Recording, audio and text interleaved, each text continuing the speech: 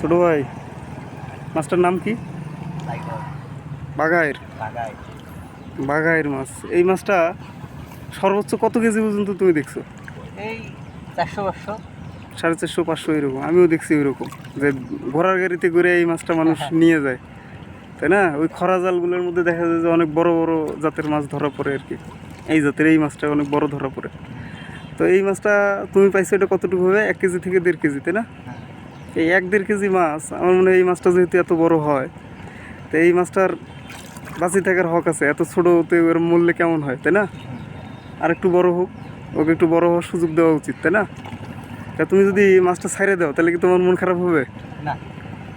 তাহলে বিসমিল্লাহ বলে ছাইড়ে দাও, যাতে আর কোনো শিকারি জালে আল্লাহ ও না ফাঁসায়। সবাই তো আর তোমার মতো হবে না, তাই না, যে মাছটা ছাইড়ে দেওয়ার জন্য রাজি হবে। ছেড়ে দাও, বিসমিল্লাহ বলে ছেড়ে দাও মাছটা। দাও, ছেড়ে দাও। গাইস, মাছটা ছেড়ে দিলাম, নদীতে চলে গেল। দেখ, আলহামদুলিল্লাহ, মাছটার বড় হওয়ার একটা সুযোগ দেওয়া উচিত। তো ছোটো ভাই, তুমি মাছটা ছেড়ে দিয়ে কি খুশি হয়েছো না? অনেক অনেক খুশি হয়েছো। দেখ, তোমার মনটা আসলে অনেক বড়। এই মাছটা যদি বড় হয়, তাহলে কি যতদিন আল্লাহর নামে ধরো যে গুনগান করবে, ইয়ে করবে, তোমার নামে ধরো যে একটা সব আমল নামে তোমার যুক্ত হবে, তাই না?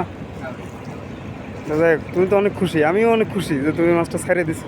দেখ, আমি রিকোয়েস্ট করছি, তুমি আমার রিকোয়েস্টটা রাখছো। ধন্যবাদ তোমাকে অনেক। দেখুন গাইস, অনেক বড় নদী।